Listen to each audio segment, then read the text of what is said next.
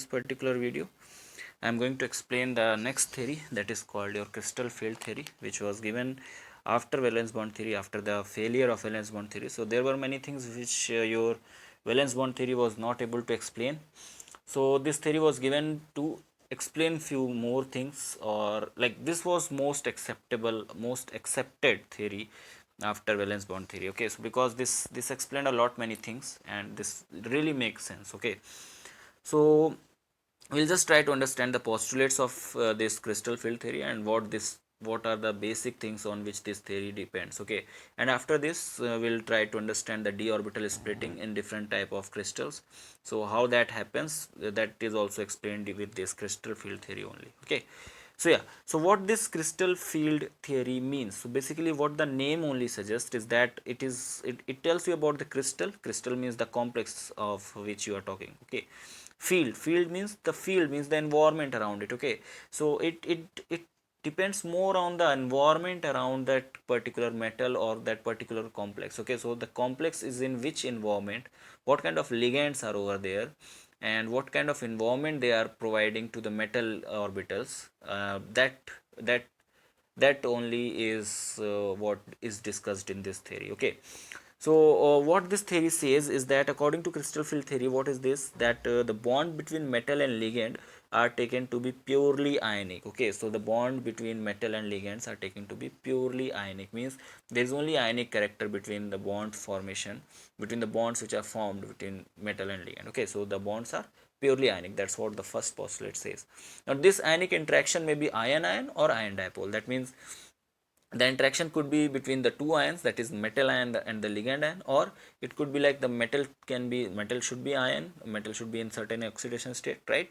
And the ligand can be any dipole also, like over here we have few examples, like we have ligand over here, so it's negatively charged ligand, so it's ion interaction. The metal is positive ion and this is negative ion, so there is interaction between them.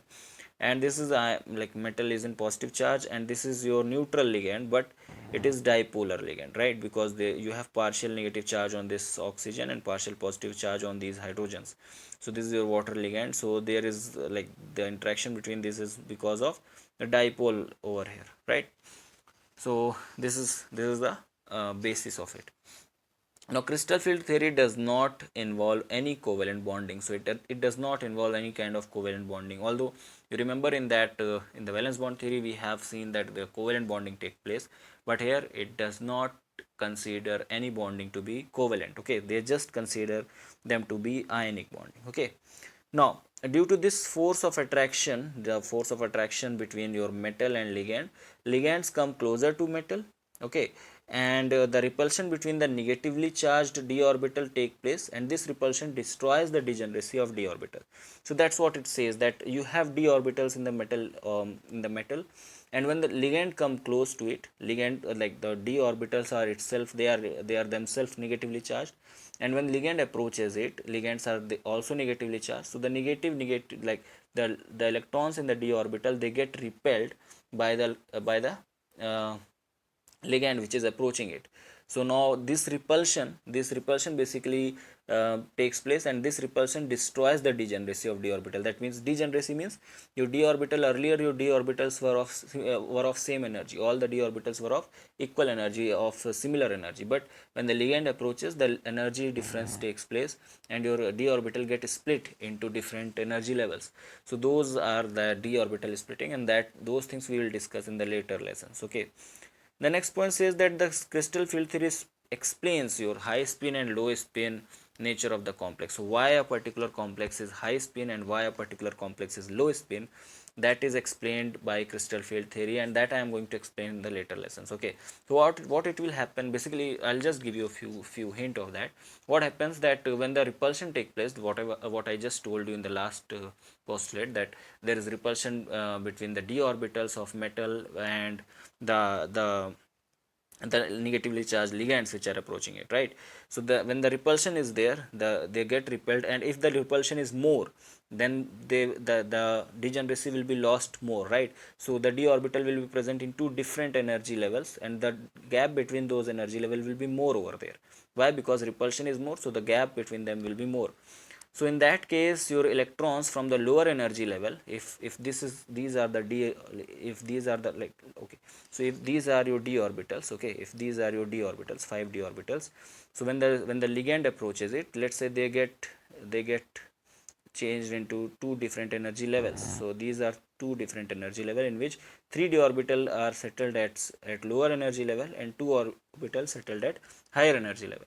Now if your ligand is strong, if your ligand is very strong, in that case your gap will be more, right? Your repulsion will be more and the gap will be more. Understood? Now if the gap is more, in that case what will happen, if you try to fill the electrons, so 3 electrons will be filled like this, but the fourth electron, instead of going at this particular place, to go at this particular place, it has to find out this much energy, right?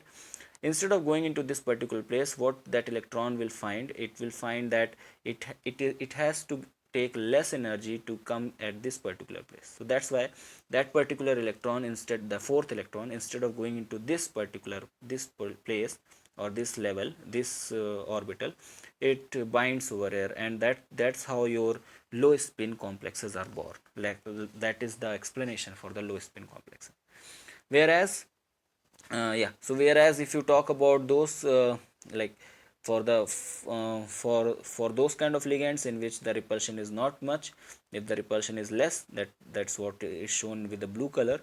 So if that is the case, in that case your 3 electrons will be filled like this and the fourth electron will go over here. Why? Because this energy level is not that much and that electron can easily take on this energy and go to the like this place, and that is how your high spin complexes are born. Okay, so this is the explanation for low spin and high spin complexes. So this was explained by this crystal field theory only. Yeah, so the next point says that the metal d orbital had different orientation and they have unequal repulsion. So those d orbital which are closer to the ligand, they get repelled more and they are raised high in the energy, and then those orbital which are away from the ligand, they will get repelled less and they will be lower in energy, and this is called your d orbital splitting. And these are the things we are going to understand in the later lessons. Okay, so that's what I just explained over here using these things by drawing all these things. Okay, so this was degenerate. Okay, so this was degenerate d orbitals. Okay, so these were degenerate d orbitals, whereas the degeneracy is lost over here. Like within this period the degeneracy is lost, and how much the degeneracy, like how much the band gap will be or how much the gap will be, that totally depends on the ligand which is over there. So strong field ligand or weak field ligand, that's how the things are getting classified now. Okay, so this is how your 5d orbitals look. So basically I have just drawn these orbitals over here. So this one is your dxy. Okay, so this is your dxy, this is your dxz, this is your dyz, right? And this is your dx square y square, and this is your dz square. So if you look upon to these ligands, like these images very carefully, you will find out that your dx square minus y square and dz square, these two d orbitals are the only orbitals which are on the axis, of these like which are on the axial positions, right? Other ones like dxy, dyz and dxz, all these orbitals are in between of the axis. That means these orbitals are not on the axis, and they will, like, if the ligand is approaching from the axial position, in that case they will not be repelled that much. So these things I'm going to explain in the later lessons, in the upcoming lessons, and there I'll explain this thing in detail, and then I will tell you that how octahedral complex, splitting in the octahedral complex and tetrahedral complex takes place. So that's all for this particular lesson. I hope you guys liked it, I hope you guys understood it.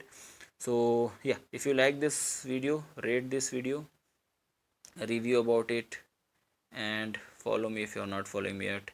I'll see you guys in the next video. Till then, have a great day. Bye bye. Take care.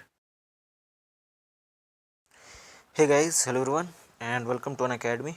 So this is Nurul Huda, and in this particular video I'm going to explain you guys that why d orbital is split in a particular geometry. Like I am going to talk about only octahedral and tetrahedral geometry in this particular video, and in the later videos I will be discussing about all other geometries like linear, then trigonal, prism and other geometries, right. So once you understand about these two, it will be easier for you to understand for the other geometries as well, because these are most basic geometries and these are most widely used. Like most of the complexes are either your octahedral complexes or they will be in tetrahedral, right. So I will be talking about these two only in this particular video. So to begin with, first of all, what you have to understand is that I'll first talk about octahedral ones. Okay, so what you have to understand is how the octahedral ligands or how octahedral geometry looks like inside a cube, right. So if you understand, if you see over here, I have a simple cube drawn over here while I have axis over here, x, y and z axis respectively. So if you can see, this is the center and here is the place where your metal lies, right. So your metal lies at this center, and all the 6 ligands, like a coordination number of 6 is there in octahedral complexes. So all the 6 ligand lies over here. So one will be here, other will be on the back side of face, this is on the front face, this is on the side face, this is on the top face, and this is on the bottom face. Means at the center of each 6 faces of the cube you have all the 6 ligands aligned, right. Now remember, in the last lesson I have described about 5 d orbitals. There were 5 d orbitals, among which the 3 ones, that is dxy, dyz and dxz, all 3 ones in between of the axis, right. So all these 3 d orbitals were in between of the axis, while the other 2, that is your dx square minus y square and dz square, these were the orbitals which were on the axis, right. So what will happen? See, so as I told you in the crystal field theory, in the postulate of crystal field theory, that there is a repulsion between the d orbitals of metal, like metal d orbital, and the ligand which are approaching it. So from where the ligands will approach? So it's very obvious, it's very simple. You can see from here that ligand are over here on these 6 places, and all these 6 places are basically where these all 6 places lie on the axis. That means in octahedral complex your ligand will approach from the axis, like from all the axis, from all the 3 axes. So all 6 ligands will lie on the axis, or they will approach from the axis towards the metal center. So what will happen, that metal is having two type of basically two kind of d orbitals, 5 d orbital of two kinds. Two kinds are what? Like first kind is the d orbital which are in the axis, in the between of the axis, and other kind of d orbitals are which are on the axis, right, which are axial or d orbitals, I would say. So when the ligand will approach towards the metal, what will happen, that those axial d orbitals, they will be splitted more, they will experience more repulsion as compared to the ones which are in between of the axis. That means the splitting, like that means the repulsion experienced by dz square and dx square y square will be greater than the repulsion experienced by dxy, dyz and dzx. So that's why your 3, like your 5 d orbitals, they get split into two, like they get split into two set of energy levels, in which dxy, dyz and dxz is of lower energy, and dx square, y square and dz square, these two orbitals are of higher energy, and this is what is seen in octahedral complexes, right. And this happens because of the spatial arrangement of the d orbitals, like two kinds of d orbital, understood. So I hope now by now this is clear, that why these two set of orbitals are of different energies, and why this is of higher energy and why this is of lower energy. If you have any doubt, you can ask me in the comment section, okay. So don't worry about that. So the energy difference between these two is called crystal field stabilization energy, okay. So this is what is called crystal field stabilization energy, and for octahedral complex it is denoted by delta O. So this is the energy of free metal. So obviously when the ligand will approach this free metal, the energy of these d orbital will increase. So that's why you can see a increase from here to here. So that is the increase because your ligand are approaching, and over there it will split into two energy levels. Both of them are shown over here, understood. So this is how your d orbitals are splitting in octahedral complexes. Now there is a certain value of this. So this delta E is basically the energy of, like the energy required to excite your metal complex, and this delta O is your crystal field stabilization energy, and these two set of orbitals are named, like they are given a Mulliken terms like to denote them more accurately, and those are T2G and EG. So T2G comprise of 3 orbitals dxy, dz and dxz, and Eg comprise of 2 orbitals dx square minus y square and dz square. Okay. So yeah, so if you take this line as the average energy center, then this the above one, that is Eg, is 0.6 delta O higher than that, and the lower one, the T2G, is actually minus 0.4 delta O lower than that. Okay, so plus or minus sign are shown just to denote that which one is high above and which one is below. Actually you just have to see that how much value of this is. Okay, so if you have one electron over here, and if you have to calculate crystal field stabilization energy, so that will be, since one electron is in T2G orbital and the energy of T2G is minus 0.4 delta O, so the overall value of crystal field stabilization energy will be minus 0.4 delta O, right. If you have 4 electrons, let's say, so 1, 2, 3 and fourth one will be over here and high spin complex, so in that case what you have to do, you have to multiply 3 into minus 0.4 and you have to add 0.6. so 3 into minus 0.4 will give you minus 12, and when you multiply with 0.6, that will give you plus 0.6. overall you will get minus 0.6 delta O. So that is how you calculate crystal field stabilization energy, and I hope that that is a very basic thing, and I hope that you guys know about it, right. So that's why I'm not going in that detail of that. Alright, so let's talk about tetrahedral complex. So now what happens in the tetrahedral complex? So I'll again look upon to, I'll just show you that cube. So in the tetrahedral complex, what happens is your ligands are not shown over here. I will just show you with the dots that where your ligands lie. So basically your one of the ligand will lie at this place, other one will lie at this place, the third one will lie at this place, okay, and the fourth, yes, first one is over here, second one is over here, third one over here, and fourth one over here, right. So that means your ligands are not on the axial positions, your all the ligands are in between of the axis, right. So 4 ligands, they are in between of the axis. So what will happen now, the d orbital which are in between of the axis, that is your dxy, dz and dxz, they will experience more repulsion as compared to the axial ones, because ligands are not on the axial position in this case, right. I hope you guys know how to draw tetrahedral structure in a cube, right. So you can just draw and see. So your ligands will be over here, here, at this place and at this place, okay. So this is how it will be. So that's why you will see in the tetrahedral arrangement, you will see that the 3 orbitals dxy, dz and dxz, they will experience higher repulsion, more repulsion. So they will be higher in energy compared to dx square minus y square and dz square, so they will be of lower energy. So that's why T2 and E are the terms, right, written like this. Now why I am excluding G over here, that was earlier I have written T2G and EG. So why I am not writing again T2G and EG, why I am just writing T2 and E, that is because the tetrahedral arrangement is not G-rayed, okay. So G-rayed means that it is not having an inversion center as the group, as the point group in that. So all these things are very basic, and I will explain it in somewhere else, but you just remember that tetrahedral arrangement is not G-rayed, it is not having an inversion center unlike your octahedral geometry. So that's why you have to omit G over here, understood.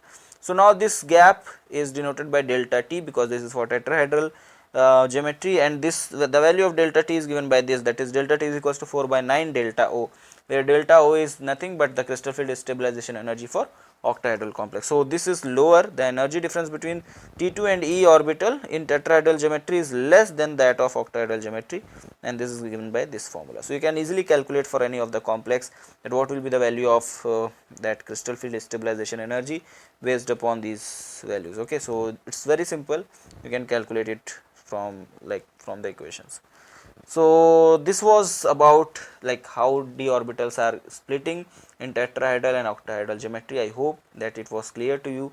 I hope you guys understood it well. If you guys understood, and if you guys like this video, just rate this video and write down a review about it, and follow me if you are not following me yet. So I'll see you guys in the next video. Till then, have a great day. Bye bye. Hey guys, hello everyone and welcome to Unacademy. So this is Nurul Huda, and in this particular video we will talk about the factors which affect d orbital splitting, right. So there are certain factors which directly affect the amount of d orbital splitting, that how much d orbital will split. So till now we have seen that why d orbital splits, right. So we have seen over there that since the ligand approach and there is a repulsion between ligand and the d orbital, so that so that is the factor which helps, or that is the factor which is the major cause of splitting of d orbital. Now how much d orbital will split or how much the splitting parameter will be, that depends on certain things like your nature of metal. So what kind of metal you are taking, so that also depends, like that also decides that how much d orbital will split or how much splitting parameter will be. Second one is nature of ligand, so how and what kind of ligand you are taking. So if you are taking a very strong field ligand or a very, like, it depends on the ligand, right? We all know that different kind of ligand affect the splitting parameter. So we will see that how that happens. Then the next one is geometry of complex. This we have already seen that how different geometry of a complex affects the d orbital splitting, and how we can see different pattern of d orbital splitting with different geometries of the complex. The next and the last one is the metal ligand bonding. So what kind of metal and ligand bonding is, so over there you will see that what kind of charge transfer is taking place. So this topic will discuss under the metal to ligand charge transfer and ligand to metal charge transfer. So over there we will discuss these things. So in this particular video I am going to stick to these two things, that is nature of ligand and nature of metal. So how that affect the d orbital splitting. So the nature of metal, okay, so how the nature of metal affect it. So first thing is the oxidation state of metal. So as the oxidation state of metal increases, the value of delta, that is splitting parameter, also increases. So when you increase the oxidation state, the splitting parameter or the crystal field stabilization energy also increases. So that's what you can say. So when a charge on the metal increases, the force of attraction of metal on ligand also increases. This causes more d orbital splitting, ligand come more closer to metal d orbital. So that's what it is. So it's clear, right? So if the metal has higher charge, if let's say we have a metal over here, it's shown. So over here chromium is in +3 oxidation state, and over here chromium is in +4 oxidation state. So in +4 oxidation state, it is having more charge, so that's why it is more electropositive. So the ligand which are electronegative in nature, they will be attracted more like towards the metal, and in that case when the ligand will be attracted more towards the metal center, then the splitting or the repulsion will be more, right? And if the repulsion is more, then the energy difference or the splitting will be more, and if the splitting is more, in that case you will be having a different value or the higher value of splitting parameter. So that's how it works, right? So that's why you are over here you can see 1500 centimeter inverse, and over here you can see 2200 centimeters inverse, this high spin and low spin. Now this is like these are the things, let's leave it for right now. We'll discuss this in the later lessons. So for now you just stick to the splitting pattern, so how it is increasing by increasing the oxidation state, right?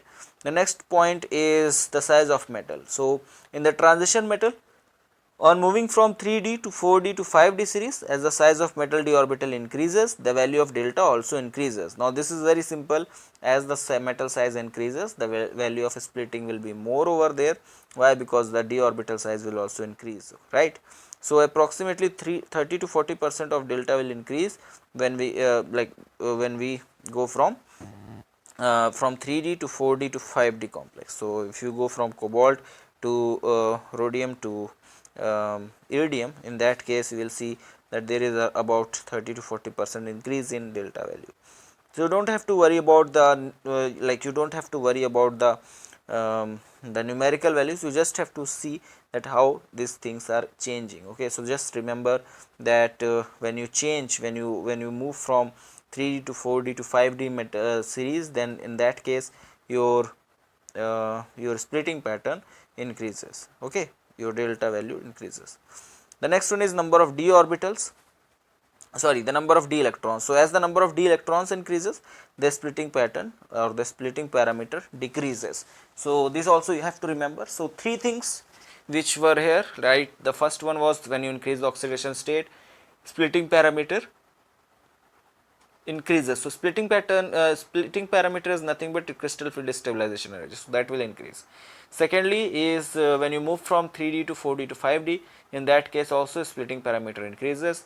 The next one is if the number of d electrons increases, in that case also your splitting parameter decreases. In this case splitting parameter decreases, right? So number of d electron increases, number of splitting parameter, sorry, it decreases. Okay, The next one is nature of ligand. So what kind of ligand you are taking? So the ligands are classified into two forms. One is a strong field ligand and other is weak field ligand. The strong field ligands, what they will do, they will make splitting more. The splitting of the d orbital will be more in this case, in the case of strong field ligand, and in that case your complex will be, instead of high spin complex, it will be low spin complex, and that is because the fourth electron, or the electron from the lower energy state to the higher energy state, it, instead of going from lower to higher, it get paired up in the lower one itself. Okay, so that is why, because the splitting energy is very high, so that's why it happens. But in the weak field ligand, what happens in the case of weak field ligand, the splitting energy is not that much, it is very low, and the splitting difference is also very less. So over there what happens, the electron can easily jump from a lower energy state to the higher energy state, so that's why you will get high spin complexes over there. So like the ligands are very beautifully arranged over here in a spectrochemical series. So this, in the screen you can see a spectrochemical series which contains approximately all the ligands which you will come across while preparing or while solving any of the question of CSA or gate level. So all of the ligands are over here. Starting from here, these are your weak field ligands, and this water molecule is at like water, and this NH3, these are all intermediate ligands, and after that all these are strong field ligands, right? So strongest one is NO plus, then your CO, then your CN is there, then PR3, PH minus, that is phenyl, okay, and then CH3 minus, so this is your methyl, right? So methyl ligand, then you have NO2 minus, then your phenanthrene, then biphenyl, then in ethylene diamine, then you have pyridine, NH3, glycine, and then NCS, EDTH, 2O, O2 minus. So all these things, oxalate, OH minus, urea, fluorine, N3, NO3 minus, Cl minus, SCN, and S minus, Br minus, and I minus. So one thing what I want to show you over here is that here you have SCN and here you have NCS. So these are ambidient ligand, right? So if you change the electron, the donor ligand, donor atom, in that case also the effect of the ligand also changes. Okay, so this is how the spectrochemical series is being drawn